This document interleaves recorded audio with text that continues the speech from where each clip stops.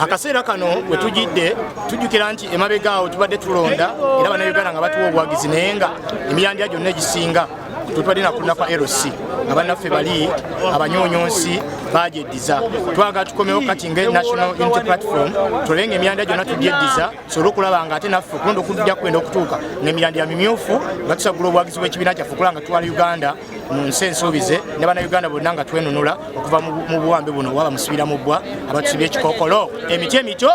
egigumiza ekimira n'olwekyo tuzze tunyweze ensonga nga bweri. People power! Our power! Olwaleero abavudde okuvuganya ku bifo by'abassentebe b'ebyalo batandise okwewandisa mu butongole era nga baddukanya omukulu gwe tusazeewo okuleetera bassentebe abo abavudde okulaba nga bavuganyira ku bifo ebyo eby'enjawulo naddala mu kibuga ky'e Mukono.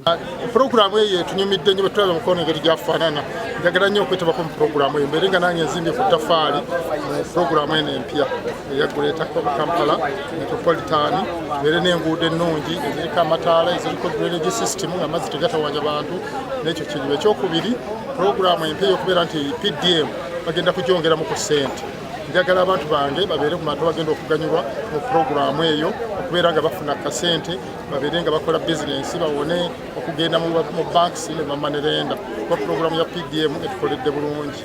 N'ekikomererayo kuira nga njagala abantu bange okubayamba bafune emirimu ku makampuni gano ge tulina amapya nga ninamu omukono okubasindika bakole omulimu kozi n'okuyimirizawo puroguramu za gavumenti zonna okubeera nga tuzituusa ku bantu baffe ng'okugaba obutimba okulaba nga abantu balamu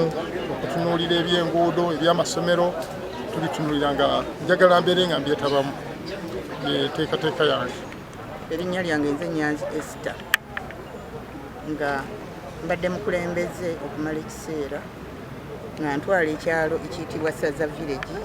ekiri mu Mulukaggulu mu kibuga Mukono ekitwalibwa Mukono Central Division mu Mukono Municipality.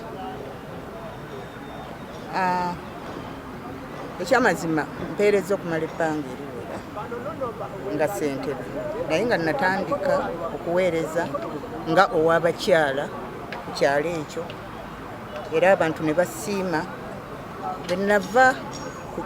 kifo ekyo bannonda okuba omuwanika w'ekyalo ekyo ate awo we nava ne banninnyisa embeera ssentebe w'ekyalo. Abatuuze basiimye emirimu gye nkola. Bwe mbadde neetunuulira ng'omuntu akuze nali njagala nnyo okuwummula naye abatuuze bantuukirira ab'emitendera egy'enjawulo abavubuka abakyala abaami nkomewo nate mbaweereze mu kiseera kye bantuukiramu ekituufu nga nina omulwadde nembagamba kaneero gange nze Peter Magala ensazeewo neneesowolayo okujja okuvuganya ku bassentebe b'ekyalo ekyamala Gusseero era ensonga endeese ngenza okulaba nti wabaddewo obunafu bunene nnyo kuba ndowooza kakyanga etandibwa kufugibwa kufuuka ng'ekyalo tekifunangako ssentebe wa opposition. Wabaddewo obunafu bunene nnyo nti pulojekiti nnyingi zituyitako olw'okuba nti abakulembeze ababaddewo bonna b'NRM naye nze ndi wa Nuupu ffe ndowooza abagenda okulaba nze ngenda okulaba nga nwana okulaba nga ebintu ebimu kuba kati gavumenti bw'emanya nti ogiwagira pulojekiti ezimu tibaziwa bantu kati ekyalo kyaffe kigenze kibuusibwa amaaso pulojekiti ezisinga obungi olw'okuba nga balowooza nti abo baffe kakati nze wa Nuupu ye kuvaayo nze ngenda okukolera abantu. Tulondola okulonda kuno nga bwekugenda okubeera era byonna ggwe agobera omukutu guno tujja bikutuusaako wabula ku abo abavudde okuvuganya ku bassentebe b'ebyalo tukweteddeko owulire bibasuubiza okulaba nga bakolera ebitundu byabwe. Erinnya lyange nze Miwanda Christopher nga mpangalira ku kyalo Butebe ekisangibwa mu Ntawo Ward mu disitulikiti y'e Mukono mu municipality eya Mukono municipal. Kakati nvuddeyo okwesimbawo ng'ate ensi yonna emanyi Miwanda chairman w'NRM ku kyalo naye nvuddeyo neesimbewo olw'engeri ebintu chairman wange ow'ekyalo w'NRM byabadde takola bulungi. Omanyi ku kyalo chairman w'NRM ye principal kakati bw'embeera principal n'enjogera ne munnange nti kola bwoti n'alema mbanja kwejjira era ekyo kyekireetedde abantu bangi okujja nga ba independent naddala abali mu structure z'NRM ojja kwesanga nga tuli bangi abazze nga twambadde ekyo naye ensonga lwaki njagadde okujja nga ssentebe w'ekyalo kino ensonga esooka eri ku security ekyalo kyaffe kifumbegete kirimu obubbi bungi n'obumenyi bw'amateeka obumenyi bw'amateeka obuzze ku kyalo buleeteddwa okubeera nga abavubuka bangi tebalina byakkola abavubuka bangi babeera obubeezi very dormant kati ekyo tutunuulira nti security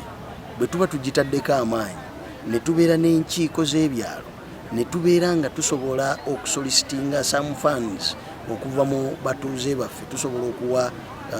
ebitongole ebikuuma kuba mu kyalo kyaffe tulinamu ebitongole bibiri ebya security private guards ne bw'ozikwata n'ozempoweringa ng'oziwaayo akasente akasoboka kiba kitegeeza nti security egenda kubeera improved tulina ebitundu nga tubimanyi nti ezo dark spots tulinamu ofisi za DPP ziri omwo tulinamu amasomero nga St Mary's tulinamu Panaroma tulinamu Dina Naluse n'amalala bw'ogendayo n'otuula nago n'obalaga nti bannaayi twetaaga okuba n'ebitaala abantu abo tebasobola kugaana kukola ki kusolooza bitaala ebyo nga improvement ku security oba ogikoze tutunuulira amazzi pulezidenti waffe tumwebaza ow'ekibiina yatuula n'ayeeya n'aleeta ze tuyita water points era ku division y'emukono bazigaba naye Butebe ebadde tedafuna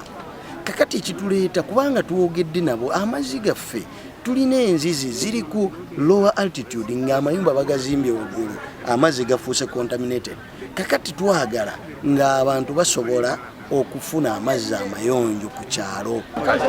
Erinnya Katiko Paulo Musisi nzize kuvuganya kuwa ssentebe kukiikirira ekyalo kyange ekyeddandira ono mukono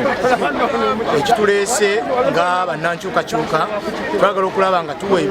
ebyalo byaffe okulembeza obulungi ekisinga byonna twagala okulaba nga emirandira gyonna giba mimyufu kubanga tukimanyi nti omuti we gwagukula bw'osiga ensigo emirandira gisookera wansi bw'obeeyo ng'olinda ebibala olinda ebikola n'ebiringa ebyo naye nga wansi ensigo emeruka emirandira bwe ginywera omuti ne guvaayo ne bw'ogutema ettabi guleeta ettabi eddala ne gudamu ne gumeruka ne gubeera omuti ogw'amaanyi n'olwekyo nga bannankyukakyuka twaga tulabe nga tununula ekyalo kyaffe tukijja mu buwambe tulabe nga embeera eno ekoma mulabe kati sanji nebiriwo mu maaso bajja bawambawamba abantu mulimu n'ababajjire nga tebalina bibiina byonna byabufuzi era batubuulidde ensonga lwaki bazze okuvuganya nga tebalina bibiina byabufuzi byonna bibajjiddemu nga bamu bagamba bazze okugatta abantu abo bonna bamalewo enjawukana eziwo mu ggwanga lino naddala mu bitundu byabwe gye bawangalira ne bagamba ku kyalo omuntu asaana okuba nga akolera wamu ne munne. Sooka bwe twagenda mu bibiina by'obufuzi bwe yagala okwesimba walina okunoonya waagwa tusobola kuyita mu kibiina kimu bantu bameka babiri n'olwekyo onoonya pate mwogera ki mwoyitira zatiwa NRM atali wankwe ateekweka kubewa NRM tesijjako kuweereza abantu bange era abantu bange banzikiririzaamu era beetegefu okumpa akalulu y'ensonga bwe navugidde wano nga sifunye muntu aneesimbako ku kyalo n'abaneesimbyeko bavudde mu byalo birala akujja okuneesimbako n'olwekyo nkakasa ti abantu bange bajja kumpa akalulu. Mu mbeera gye tubadde tukolamu sisanze buzibu bwonna ebbanga lyeze nga ntambula nti oba abantu bange mbadde mbaweereza bulungi era nsuubira okutandikira awo ate mbaweereza mu kisanja ekijja kwe banzikiririzaamu. Abantu baagala muntu tebaagala kibiina banoonya muntu wagezeeki wagenze bagenda kunoonya Muhammad Wasu atakwana waali bwe beetaaga abeera ssentebe waabwe. Nina ebisanyizo byonna ebifuula chairman w'ekyalo ekyo okukikulembera nga bwe mbadde ekikulembera kuba bwe mbamba nakalonde bw'emirundi ng'ebiri guno ogenda kubaira gwako 3 nga nkulembera ekyalo ekyo abantu be bamu tebakyuse be mbadde nkulembera era bye baliwo era nga nze mbadde chairman waabwe era nkakasa bagenda kujja bannonde era mbakoowoola nti bajje bannonde tuddemu tuddukanye ekyalo kyaffe abantu baggulu mujje chairman wammwe Muhammad Wasu atakwana waali era agenda kwewandiisa mu ssaawa ntono nnyo wano bagenda kubanga bantongoza okugenda okunoonya akalulu. Nze ekindeese ku mupiira si kugamba nti bantu tebaagala kibiina abantu tebakola kino abantu ekibiina bakyakyagala naye kye bakooye service delivery ebadde tetambula bw'otunuulira ssentebe osobola okujja wano wa CDO n'omukyaza n'asomesa abakyala engeri y'okufunamu ssente ezo eza UEP eza YLP abavubuka baffe ne beeyagalira mu ssente ezo kubanga be bawa omusolo. Kale n'olw'ensonga eyo siri mu kutya nti ekibiina kyaffe tekikyalina buganzi ku butebe nedda, kubanga tubadde twakalaba n'akalulu akawedde nga tulaba NRM efunawo obululu. So n'olw'ensonga eyo nze ndi mugumu nnyo nti tugenda kubeera n'obuwanguzi. Nze ndi mugatta, essaawa eno nzijidde ku mupiira nga mugatta, naye nga nze ndi NRM, ekyo sikigaana era abantu bonna bakimanyi nti Miwanda wa NRM. Naye obw'obutaweereza bulungi ne twogerezeganya ne ssentebe nga ye ebintu abirabanga byakusaaga olw'okuba awangaalidde mu kifo overstay, eyo yetuleetedde okuvaayo, tujje tumwesimbeko. Alimu obuzibu bungi nnyo. Okusookera ddala tulina pulojekiti gye bagamba okusengula abantu mbwa ebyentobazi. Pulojekiti eyo tulina ogirondoola okukakasiza ddala abantu baffe bali mu ntobazi. Kakati ekyo ekizibu wekiri bakigamba abantu mubagenda basengula, naye titunnakakasa. Tewaliwo bukakafuna bwe batulaga nti ddala ekifo kya Mulago ekitundu ekimu ekyeri wansi ddala abantu bali mu ntobazi. Obukakafu ezo pulojekiti ebintu by'ekikanga ekyo ngendo tandikirako okulondoola amaze okuyingira mu ntebe. Okubanga ombuzizza ekibuuzo ekyo ekyamazima, ndi muweereza mu bifo ebyenjawulo, waliwo ne bye mutamanyi. Ndi ssentebe w'ekyalo ate ndi muweereza mu Bwakabaka nga nze nkulira ekitongole eky'ettaka n'ebizimbe, nga nabo bandabamu obwerufu mu nsonga eyo. Ku Ggombolola ekyalo nkiweereza kubanga kwensula, era nkiwa obudde obumala gyenva ne bantegeeza, era bakama bange bamanyi nti ndi chairperson, era batera okuŋŋamba ng'omaliriza abantu bo tukwetaaga mu ssaawa bwe ziti. Enkiiko teziba za buli lunaku, zibaako emitendera nga miteeketeeke,